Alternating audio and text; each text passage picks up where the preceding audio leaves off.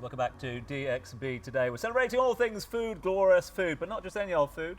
Homegrown brands right here in the UAE, more specifically Dubai. Yes, we are looking at a variety of different cuisines, but one thing they all have in common is that they've been born out of passion. They've been born out of passion right here in Dubai. Now listen, everyone out there has got their favourite Mexican go-to, haven't they?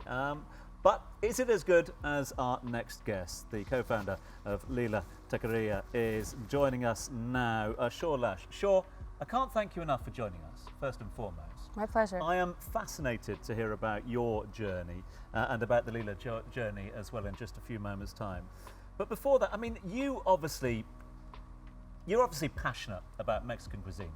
You've obviously been to, you've tasted some great ones, some intermediate ones, some pretty standard ones as well around the world, and none more so than here in the region. But what makes somebody take that jump and go, you know what, I can do it better. I've got something a little bit different, a little bit more unique. What made you set up?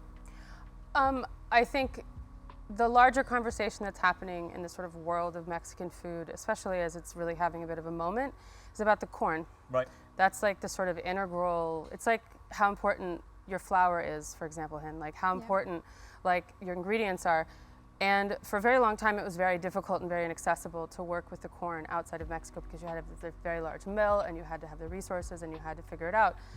And we were able to figure out how to get Mexican corn to the UAE. And I've brought a little bit here for you guys to see. But that is everything as far as the food, because everybody knows tortillas are all the story about Mexican food, right? Yeah. And solving the ingredients. So we were able to solve the ingredients, and that really made the food that much more special. Yeah, exactly. Sure. So you are the first wood-fired taqueria in the Middle East to use traditional culinary techniques. First of all, I don't know if I said taqueria correctly. You did. Yay! Full marks for me. Gold star. So can you tell us a little bit about what wood-fired, I'm not going to say that word again, is taqueria?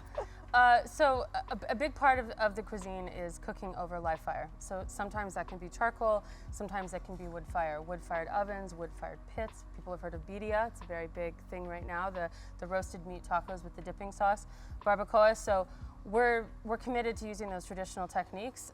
We are very lucky. We have a really beautiful wood-fired grill at the restaurant. We are able to then roast our ingredients to make all of our different foods. We have whole fish, we have whole steak. And then the traditional technique is this grinding of the corn that's so important that makes the really delicious tortillas. How easy or how difficult was it to open up here in Dubai? Good question. I think Dubai is a wonderful place for entrepreneurs. My experience is the world is open. And there's a lot of encouragement from the structural side. There's a lot of, there's obviously a lot of vendors. There's a lot of, people that'll do your fit outs. There's a lot of people that'll assist you. I have found working with the sort of permitting process, et cetera, to be really easy. It's very transparent, and I had a really positive experience making it happen. I feel like it's a place to do business. It is the place to do business. And you have 3 different types of corn that you're using here. So it's sort of like quinoa. You've got the white one, you've got the red one, you've got the black one. What is the different taste between them all? Totally. Corn comes in a rainbow of colors. It's sort of, like potatoes in Peru. Like you see the purples and the blues and the whites and oranges. So right now we are sourcing 3 different kinds of corn from independent cooperatives and communities in Mexico. We import it directly. The white is our sort of workhorse, right? It's the one we're all used to with tortillas, etc. Blue is a little nutty, and red is sort of halfway between the white and the blue as far as the flavor profile. I've brought some chips. You can actually see sort of how it gets projected out with, this is the blue corn and the white corn. And so yeah, like we're in a great transit hub, as the guest before was talking about importing and moving stuff into this country. So we're able to put stuff on a boat in Mexico and get it here, which is really wonderful. And we're able to have things like this. Ta-da! Ta-da! And this is all edible as well, right? Of course, yeah. The flip side. Oh, don't tell him that. Do not tell him that. That's it. We've lost him. Yeah, exactly. Okay. Chef Shah, you've been in Dubai for a complete different reason. You came to Dubai for a different reason, but then life brought you to Lila Taqueria. I don't know if I'm saying this right. So how was that journey? How did you kind of change jobs or specialities and entered into this field? Yeah, I started as a chef, and I needed to take a little bit of a break, and in that time period is when I came to Dubai in media production. And I think I always identified that this was a really there's a lot of potential here for F&B. There's a lot of potential, as you were mentioning, about homegrown. When I came here in 2016, things were just really starting to change, and things were really just starting to like shift in this more homegrown direction, more chef-driven, chef-owned, homegrown direction. And I just really thought there was an opportunity. This food that I knew so well, I wanted to bring it to a place that I thought could have a representation. But that begs my next question, because with the success, and we've talked about success, all of us have talked about the success and the growth of the food and beverage scene here, and with that comes, you know, more and more openings, more and more people with that authenticity or authentic tag as well.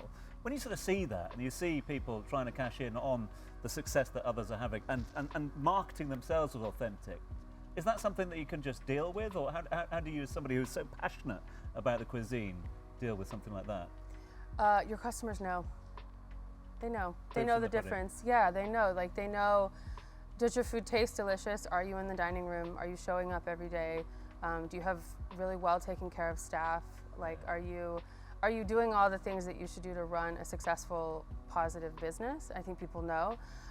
The other journey that's been really interesting for us as we've really gotten going is starting to work more with the local farms here in the UAE. And that's been a real development for us. These two salsas are sourced from vegetables that are grown exclusively in the UAE. And that also gives us a very unique twist and taste on what we're doing. And something that I believe is a big part of the authentic journey of working here in the UAE is working as much as possible with what we have. So you use local farmers here to, for example, for tomatillos? Correct. Yeah. And tomatoes and jalapenos and serranos and cilantro. And all of our fish is wild sourced, local from the UAE. And so we do it as, you know, we're using all eggs from the UAE, we're using all milk, all butter, because it really, there's a lot here.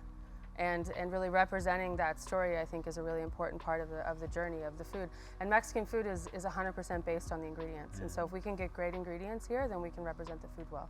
So I believe congratulations are in order because you are about to open a new branch. Congratulations. Tell us a little bit about it. Thank you. It's going to be an all-day Mexican cafe. We're going to be serving Mexican breakfast into the sort of daytime food of Mexico.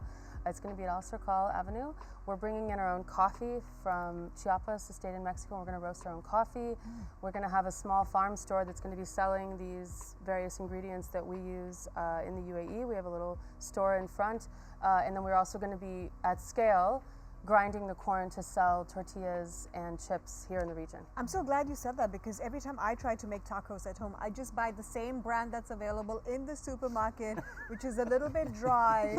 And I'm so glad that I know who to contact. Correct. It's a big part. Again, speaking about the food, it all starts with the tortilla, and if you don't have a good one, the food really doesn't taste as special as it can taste. So we will be making and selling fresh every day. Are you going to have the traditional drink as well? Horchata for you only. Lane's in trouble with the sound man. Exactly. He's trying to trouble with the sound man for crunching down. Sorry. Okay, right. So chip down, question up. Okay, wonderful. So Hind, we have heard so much about you, but we want to know more. And we want to know more in 60 seconds. Do you think you could do that? Let's see. Okay, wonderful. We're going to put 60 seconds on the clock, and then we're going to count down 3, 2, 1, go. Now, if you was not the founder of Home Bakery, what would you be doing? Oh my God. I think I'll still be baking in my house. Okay. I think I definitely need to feed people. I get so much joy out of feeding people. Nice. What was your first job? I didn't have a job. I graduated from university and I became a mom and I freelanced here and there, but not an actual paying job. Being a mum's a job, I was. Yes. Your motto in life and work? Nothing is impossible. Nice. Your favourite pastry chef? Oh, God. I want to say my grandma. She's my inspiration when it comes to cooking and watching her cook when I grew up, watching her cook with no recipe in head. That's beautiful. That's what kind of inspired me. A superpower that you wish you had? Invisibility. Oh, and your favourite ingredient? Butter. Oh, Eggs. nice. Butter and eggs. It's like hand in hand. Okay. And why Dubai? It's my home. Why can't I be an Emirati local trying to showcase to the world what we can do? And when I started coming out, when I came out 10 years ago, it was like, it's a myth. You can't be on top of your business, and you can't be standing and wear an apron and waiting on tables in your business. And I did that, and I kind of broke all the barriers. And when Sheikh Mohammed came, he kind of supported them, like, yes, good job, keep doing that. And that was something that was unseen and unheard of. Wonderful. So why not? Thank you so much. Keep Thank keeping you. on. Thank What you. an episode it has been. Sure, muchas gracias. Thank you so much Claro, indeed. claro, claro. Much appreciate your time. All the best for 2024 as well. I Thank know it's you. going to be a busy Thank one you. as Thank well. you So very thank you. much. Keep up the extraordinary work. And Hind, where do we start? Thank you so much Thank you. indeed for both of you for feeding us, for all of our guests for feeding us, both for coming on down, being part of the show, being our guest co-host. And of course, just giving us a little insight into your extraordinary journey as well. Thank you so much for indeed. having me. Great to have Thank you you. on board. Right, don't go anywhere because we've still got plenty to come on the show. Details of prizes a little later on and a live performance to see us out. Stay with us.